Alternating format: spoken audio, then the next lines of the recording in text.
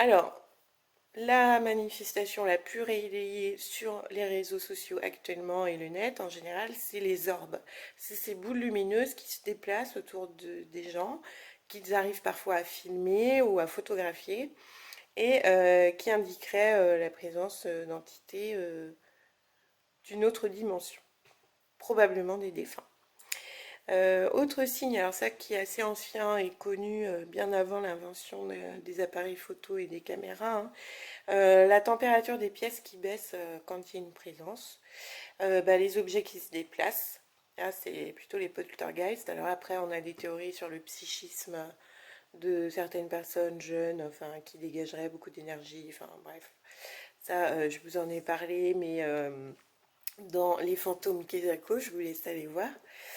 Qu'est-ce qu'on a? Les bruits de pas dans les escaliers, les bruits de pas dans les couloirs, dans les vieilles maisons. Bon, après, on explique tous, le bois craque, c'est une matière noble et vivante qui travaille, donc voilà. Les appareils électroménagers fous, alors ça peut arriver.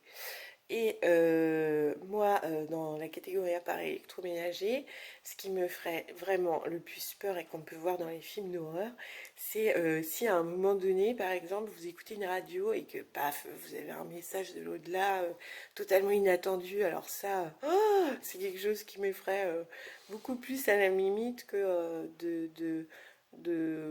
oui, d'avoir les autres manifestations. Celle-ci, elle est vraiment effrayante, je trouve. Alors, pour conclure, je penserais au téléphone Andy Warhol, qui avait un téléphone pour appeler Dieu directement. Et je trouve que c'était sans doute une private joke de sa part, ou peut-être qu'il y croyait vraiment et que il réservait ce coup de fil pour l'utiliser à bon escient.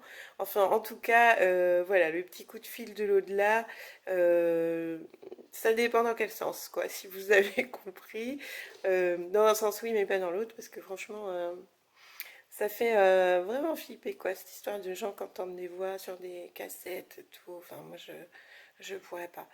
Enfin, voilà, c'est chacun sa manière de vivre avec cette histoire de fantômes.